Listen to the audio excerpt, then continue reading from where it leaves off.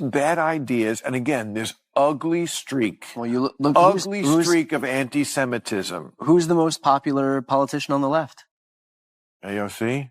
I don't know. One of, but who's Bernie is Bernie, yeah. Bernie is, I mean, he's not a capitalist, No, he's not. And he's also not president. But never would be. But neither is Mamdani. No, but he will, trust me, he will be featured in the campaign commercials. But they're going to feature people. They boogeyman everybody. Yeah, but you don't have to boogeyman him. He does it to himself. Bill Maher is back, and he's not holding back this time. His latest takedown targets the Democrats and one of their rising stars, Zohran Mandani. In a bold new monologue, Maher breaks down what he believes are the growing fractures inside the DNC, warning that the party's current direction, especially Mandani's brand of democratic socialism, could be its biggest liability yet. It's sharp, unfiltered, and bound to stir debate about where American politics is really headed. Buckle up, this one's worth watching. To me that there are two pillars that this country is founded on. One is democracy and one is capitalism, free markets.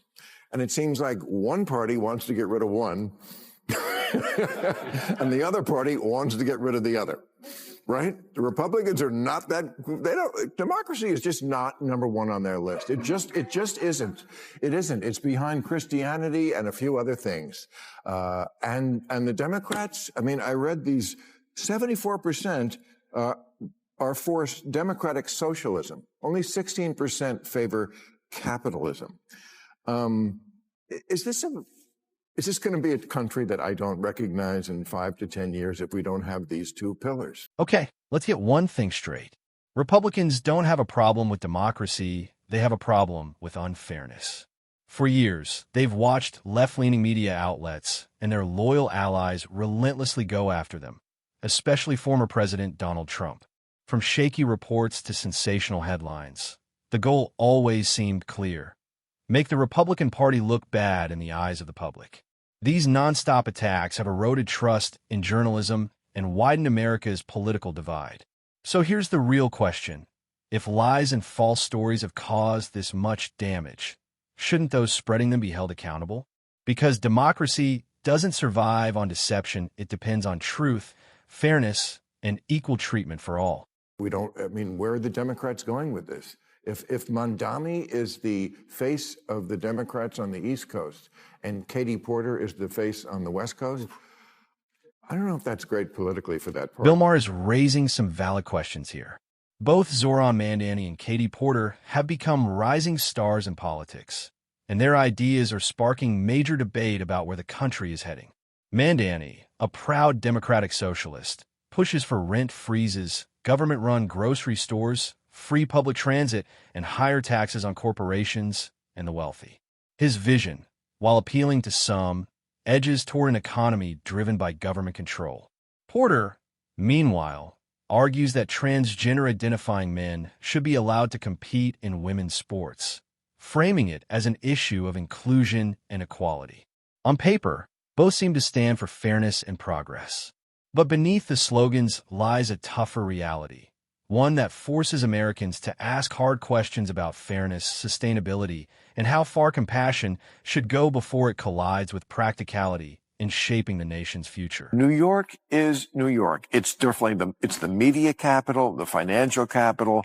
It is a bellwether like no other city is in this country. So don't tell me that who the mayor of New York is doesn't matter. Let me play devil's advocate for a second. Do you think, let's say, on the seize the means of production, do you think the mayor, that one person, if he is a democratic socialist, do you think that he would have the power and influence to be able to usher in socialism? He definitely has the power and influence to elect J.D. Vance or whoever is the Republican candidate next time.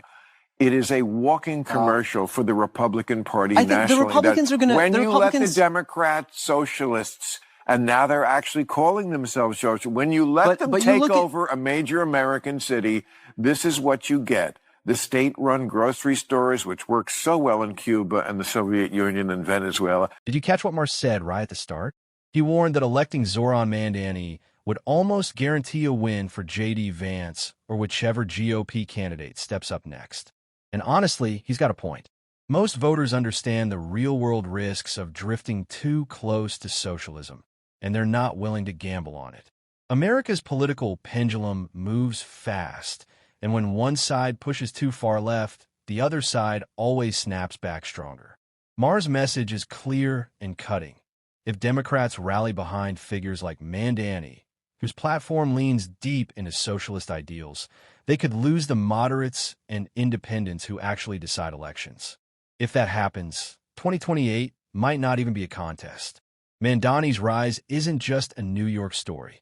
It's a flashing warning light for the entire Democratic Party. Just bad ideas, and again, this ugly streak. Well, you look ugly streak of anti-Semitism. Who's the most popular politician on the left? AOC?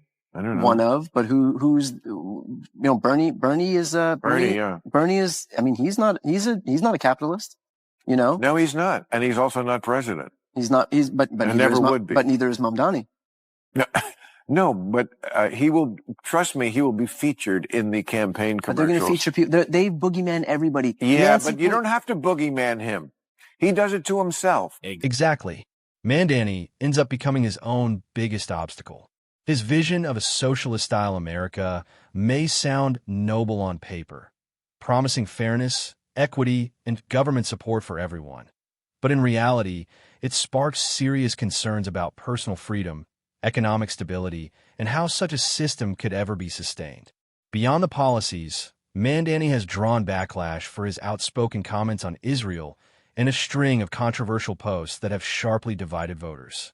While those statements might energize a small base of loyal supporters, they push away a much broader audience who see them as extreme or disconnected from mainstream values.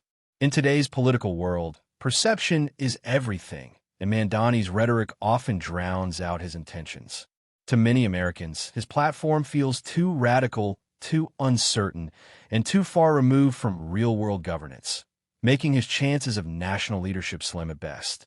Interestingly, the very figures this liberal crowd keeps portraying as victims of conservative attacks have managed to damage their own reputations. Take Gavin Newsom, for example. His troubles didn't come from some right-wing smear campaign. They came from his own failures during the massive fires that tore through California's Palisades. He looked completely unprepared, with far too few fire trucks on hand. And to make it worse, water that could have saved homes and lives was redirected to protect fish habitats. Then there's Nancy Pelosi, who didn't need political enemies to hurt her credibility. She did that herself when allegations of insider trading surfaced, reportedly earning her millions. The irony here is hard to miss. The liberal elite love to claim they're being unfairly attacked, yet their own actions, choices, and priorities tell a clearer story than any critic ever could. This must be horrible for a guy like you, who you spent your whole life talking about how government tries to do too much, which it does, and spends too much. And here you have Trump, who is the Republican, who is aggrandizing more power than anybody, as we just talked about. And on the other side, you have the guy running in New York, Mandani, right? Okay, who's like a straight up communist. I mean, he is. He talks about, the things that communists say. I mean, he wants free grocery stores, free buses. I want him to win. You want him to win? Yeah. Mandani seems to have struck a chord with younger Democratic voters, but much of that support comes from idealism, not experience. Many of these voters haven't lived through or deeply studied the harsh realities of communism. To them, it sounds like a dream world. Equality for everyone, fair wealth distribution, and power in the hands of the people. On paper, it's inspiring. In practice, history tells a far darker story, one of economic collapse, government control, and the loss of personal freedom. From the Soviet Union to Cuba to Venezuela, nations have tried and crumbled under these same promises. Yet the appeal endures among youth who view it as a kind-hearted fix for capitalism's flaws.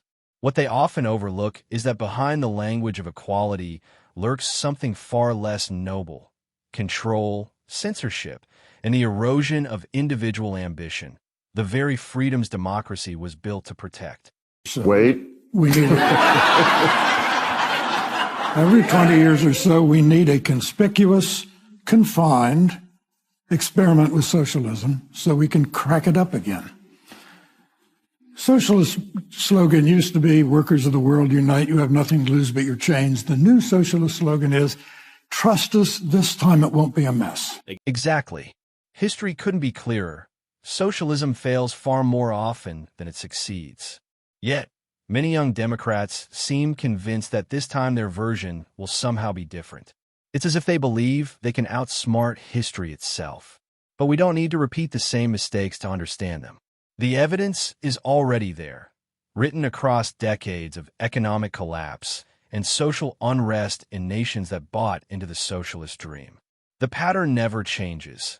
Grand promises of equality and fairness that eventually dissolve into shortages, censorship, and the erosion of freedom. Instead of trying to repackage failure, we should learn from it and recognize that while capitalism isn't perfect, it still fosters innovation, choice, and the chance to rise through hard work. Those are values socialism has crushed every single time it's been tried. So, when the post-war Labour government in Britain was about to get started, one of their leading lights was a socialist named Nurian Bevan.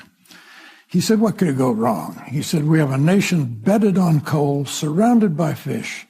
It would take an organizational genius to have a shortage of either. In 3 years, they had a shortage of both. That's socialism. So, you see, Maher is absolutely right.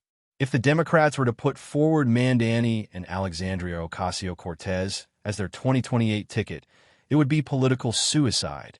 Sure, that duo might energize a fraction of a younger far-left crowd, but it would alienate the majority of voters, especially moderates, older Americans, and the working class. These are people who've seen firsthand what happens when ideology outweighs practicality, and they understand how radical policies can wreck both an economy and a nation's stability. The older generation, in particular, would see past the catchy slogans and recognize that such a ticket isn't leadership, it's a gamble. What Democrats need right now isn't another swing toward extremes, but a return to balance, realism, and common sense. A Mandani, AOC ticket might sound revolutionary on paper, but in reality, it would only divide the party further and hand victory to whoever's running on the other side. It's not about the big crowds that come out to you when you're talking in a festival or wherever they are. I think it's because I think Bernie showed up at Coachella. That must have been fun for the fans. It's who shows up on Election Day. And I just don't see that's the ticket. I mean, Cory Booker, I know you've worked with him. I like Cory a lot from my home state of New Jersey. Made a speech for 25 hours. Again, just whacking each other off. This is just not what's going to get the job done. What the Democrats desperately need right now is a leader rooted in reality. Someone who truly understands the everyday struggles of ordinary Americans. For too long, the party has been trapped in echo chambers, arguing over abstract theories and identity politics, while real people are worrying about real problems, rising prices, job insecurity, and how to keep their families above water. No one wakes up thinking about ideological debates. They wake up wondering how to pay rent, buy groceries, and save for the future. If Democrats want to regain the public's trust, they have to step out of their cultural bubble and start listening to voices beyond their inner circle. America needs a leader who can bridge the gap between progressive ideals and practical solutions. Someone who connects not just politically, but emotionally and economically with the country's heartbeat. And that's where we'll leave it for today. If you enjoyed this video, don't forget to hit the like button and subscribe for more content like this. Thanks for watching, and I'll see you in the next one.